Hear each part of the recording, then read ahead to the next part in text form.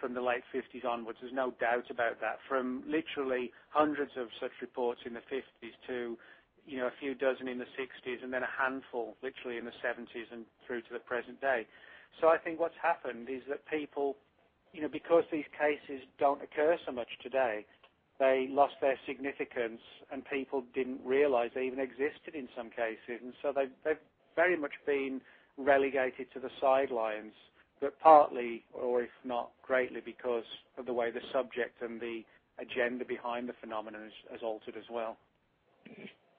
Have those stories, I'm going to say, been discredited, in the UFO community because they don't really fit into where things are or where things are going, or do they still hold merit? Well, this is one of the things I touch upon in the book, that the contactee era, of people claiming contact with very human-looking aliens, usually with long blonde hair and dressed in kind of ski suits, that whole scenario provokes a lot of controversy. And there are researchers who think, these people were essentially just trying to create like a new religion, but under the guise of extraterrestrials. Other people feel that they had genuine encounters. But you're quite right when you mentioned in your question the fact that these old cases don't fit with what we're seeing today. Now, some people suggest that's because many of these cases were hoaxed. Other people suggest that the intelligences behind the UFOs have changed their modus operandi, if you like, and are following a new angle which involves abductions more than it does the old days. So, you can look at it several ways. And, I point out in the book that I think some of these contactee cases are utterly genuine. There's others where, unfortunately, you always get somebody who jumps on the bandwagon to try and make a few dollars or whatever. So. During that period of time, because this was the 50s, but I'll even go back into the 40s, was there a lot going on in literature and movies that would lead people to believe that they were having contact, to just even make those kind of claims in the first place? Well, right at the start of the 1950s, there was a film called The Day the Earth Stood Still, which was made into a terrible remake with Keanu Reeves about a year or so ago. But the original film with Michael Rennie is actually a very good, thought-provoking film, and it's basically, the theme is that a very human-looking alien comes to the Earth and interacts with us and starts to move amongst us and offers kind of like a stern warning that unless the human race changes its ways, it won't be allowed to go out into outer space, and if it continues in its warlike ways, that the planet and the people would be exterminated.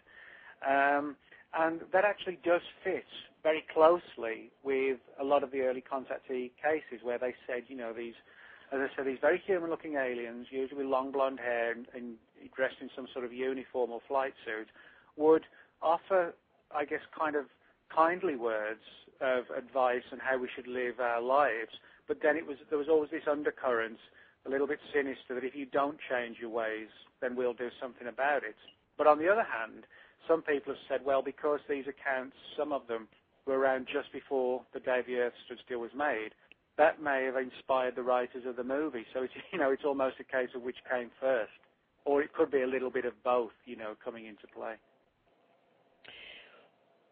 In the UFO community, or, this is kind of in relationship to the UFO community, you've mentioned a couple of times that the aliens that were reported had blonde hair, they were very human-like.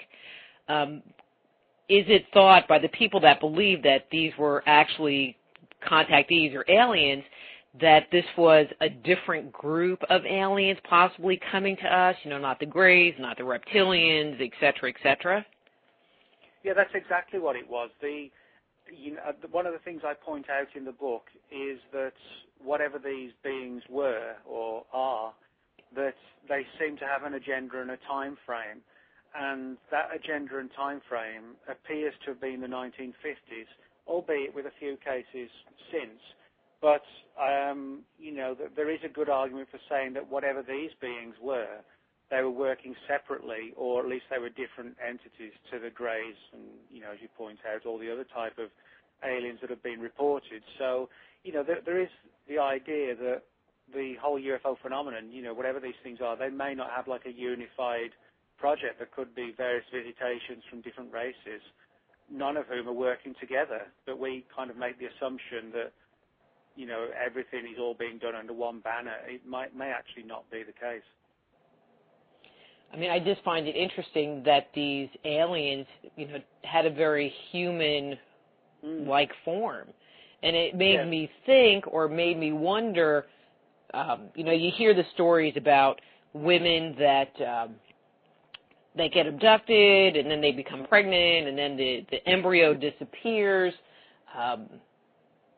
If that was happening, further in the past, and these were the byproduct of those unions. It's interesting you mentioned that, because although the so-called Space Brothers, as these human-looking aliens became known, although they looked very human-like, all the contactees pretty much said there were a few little subtle differences where if you looked at them, or if you passed them in the street, if you just had a quick glance, you wouldn't notice anything. But if you had a harder look at them, you would notice a few differences. Some of them reportedly had sort of very thin lips and wider set eyes, almost, as if as you said, they were kind of like a genetic link between us and them, so to speak. They were sort of half and half. There were definitely a few things where you would look at the person and think, well, they look a little bit unusual. You might not think they're alien, but you would sort of take a second glance. So, when we talk about the whole genetic thing, particularly in abduction stories and hybrid children that look very like us, I guess, multiple generations down the line, you would have something that was very much more similar to us and less similar to the Greys, so to speak. Because your description of them, with the kind of slanty eyes and stuff like that, that was the first thing that came to my mind was that maybe it's been going on for a lot longer than has been being reported at all. I mean, I could understand why, if something like that happened to me, that I would just think that it was a dream, or I would not necessarily share it with other people. Well, that's one of the important things about the whole subject. When people talk about UFO close encounters with aliens, etc., we assume that the cases began in the 50s or the 60s because largely that's when the witnesses spoke out. But, if you think about it, when there wasn't really much talk about UFOs, say in the 1920s or 30s or the 1800s or 1700s, people may well have assumed they had a bad dream or they had some sort of supernatural experience, with goblins or fairies, as people believed, in things like that back then. So, they wouldn't have placed it into a UFO context. So, in other words, it's very possible that sightings and encounters have been going on for centuries, but the witnesses had no one to turn to relate the experiences to.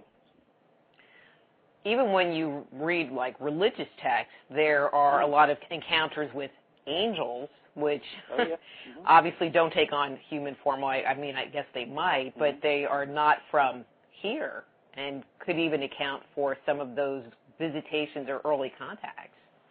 Well, it's interesting you say that because I also mentioned this in the book. The whole idea that these so-called Space Brothers with their long hair and shining clothes did look kind of angelic. There's no doubt about that.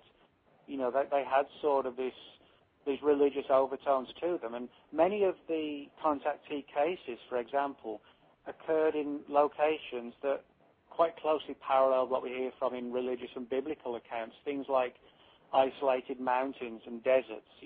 The contactee would go out into the desert and commune with these long-haired, angelic-looking aliens. And, I theorize in the book that is it possible that, some of these ancient religious texts could actually be based upon encounters with some of these entities that we're still seeing today. It's a controversial area, but the parallels are definitely there. Well, I mean, I think if you bite off one piece of the bullet, that we're being visited by aliens and that we have been visited by aliens in the past, then it just makes really one congruent timeline of what's been going